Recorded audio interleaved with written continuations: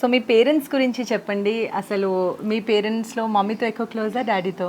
ఇద్దరితో close, but ఎక్కువసేపు ఉంటాను మమ్మీతో. ఎందుకంటే షూట్స్లో ఏదైనా ప్రమోషన్ అయినా కానీ, ఏదైనా రీల్ షూట్ అయినా కానీ నేను మమ్మీతో ఎక్కువ ట్రావెల్ చేస్తాను. వీడియోగ్రాఫర్ మమ్మీ, మొత్తం నన్ను రెడీ చేసేది మమ్మీ. సో మమ్మీతో ఎక్కువ బాండింగ్ ఉందన్నమాట నాకు. సో మమ్మీ డాడీ, మమ్మీ ఇంట్లోనే నాతోనే ఉంటుంది and she's a tailor. Daddy వచ్చేసి శ్రీరామ్ చెట్స్లో ఫైనాన్స్ మేనేజర్ అనమాట. సో డాడీ తక్కువ, డాడీ బిజీలో ఉంటారు, జాబ్ ఇది అది చేస్తూ జాబ్లో బిజీ ఉంటారు కాబట్టి మమ్మీతో ఎక్కువ బాండింగ్ అనమాట. సో మమ్మీ ఉన్నారా? మమ్మీ డాడీ ఇంట్లో ఉన్నారా? మమ్మీ డాడీ ఇంట్లోనే ఉన్నారా? రమ్మని చెప్తారా? మమ్మీ నమస్తే అండి, బాగున్నారా? డాడీ. సో మీ పాప అసలు దేశవ్యాప్తంగా ఫేమస్ అయింది. మదర్ గురించి, ఫాదర్ గురించి తను మాట్లాడింది. చాలా స్ట్రాంగ్ సపోర్ట్ సిస్టమ్. ఎందుకంటే పిల్లలకి పేరెంట్స్ సపోర్ట్ చేయకపోతే ఈ ఇండస్ట్రీలో అసలు ఇక్కడి వరకు రారు. అండ్ తన సాంగ్ కూడా చాలా హిట్ అయింది. సో మీరు చెప్పండి, మదర్ గురించి ఎక్కువ మాట్లాడింది కాబట్టి ఏమంటారు మీరు? అసలు తనని డాన్సింగ్లోకి, ఇలాంటి సాంగ్స్లో, యాక్టింగ్లోకి తీసుకుని వెళ్ళాలని ఎప్పుడు అనిపించింది మీకు? అంటే తను చిన్నప్పటి నుండి యాక్టింగ్ కానీ డాన్సింగ్ కానీ చాలా ఇంట్రెస్ట్గా చేసేదన్నమాట. ఇంకా అందుకని తనకి నాకు కూడా ఇష్టం. 10 years నుంచి తను 5th year ఉన్నప్పుడు ఇంకా జాయిన్ చేసాం అలా డాన్స్ క్లాస్లో. అప్పటి నుంచి ఇంకా కంటిన్యూగా డైలీ 1 hour 2 hours అట్లా ఉంటుంది, వెళ్ళొస్తుంటుంది అనమాట.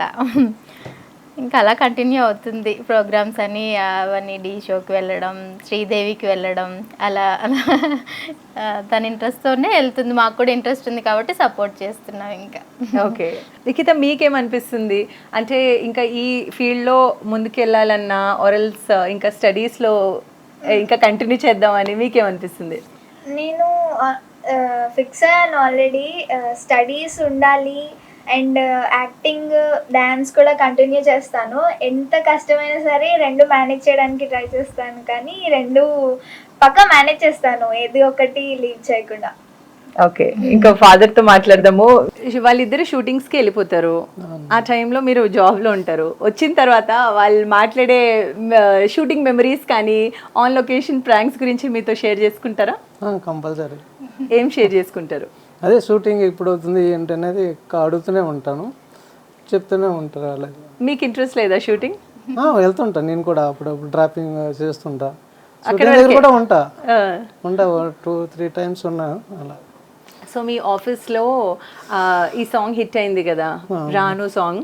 ఆ టైంలో మీ కొలీగ్స్ కానీ, మీ ఫ్రెండ్స్ కానీ ఏం మాట్లాడుకున్నారు? బాగానే సపోర్ట్ చేస్తుంటారు అంటారు, అడుగుతున్నారు. మొన్న ఫంక్షన్ అయితే మా హెడ్ ఆఫీస్ సార్ వాళ్ళు కూడా ఫోటోలు దిగుతూనే ఉన్నారు, అసలు టైం ఇవ్వట్లేదు అసలు. అటు మా కొలీగ్స్ కూడా అందరూ అడుగుతూనే ఉంటారు. నేను అసలు దీంట్లో పెడతా, స్టేటస్లో పెడతాం కదా, అది చూసి చెప్తారు, క్లాప్స్ కొడతారు, అంతా బాగానే ఉంటుంది, చూస్తుంటారు. నైస్. సో అంటే ఇండస్ట్రీలో స్పెషలీ అమ్మాయి ఈ ఫీల్డ్లో ఉంటే కొంచెం భయం కూడా ఉంటుంది. సో దాని గురించి మీరు ఎటువంటి జాగ్రత్తలు తీసుకుంటున్నారు యాజ్ ఎ పేరెంట్?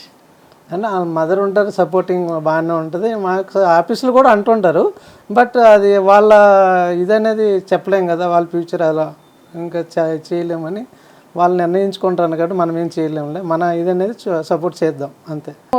మీరు ఎటువంటి జాగ్రత్తలు తీసుకుంటారు? అంటే ఆన్ లొకేషన్ మీరు చూస్తారు కదా. అంటే డెఫినెట్లీ నేను ఎప్పుడు షూట్ ఉందంటే పక్కా నేను తనతోటే ఉంటాను. మనం అంత మంచిగా ఉన్నా సరే బయట నుంచి దాని గురించో దేని గురించో ఒక దాని గురించి కామెంట్లు వస్తూనే ఉంటాయి కాబట్టి నేను అవేం రాకుండా చాలా జాగ్రత్తలు తీసుకుంటాను అనమాట. తను వచ్చేసి నేను ఏదన్నా ఉందన్నా కూడా లేదు వెళ్ళొద్దు అలా ఏం చెప్పరు. ఏదన్నా మనకి నచ్చింది, బాగుంది అనిపిస్తేనే, కంఫర్ట్ ఉంటేనే మేము షూట్ ఒప్పుకుంటాం అనమాట యాక్చువల్గా. అలా నేను ఎప్పుడు తనతోటే ఉండి అన్నీ చూసుకుంటాను. డ్రెస్సింగ్ కానీ, రెడీ అయ్యేది కానీ, ఎక్కడ కూడా తను ఒక్కతినే ఎప్పుడు వదిలిపెట్టలేదు ఇప్పటి వరకు.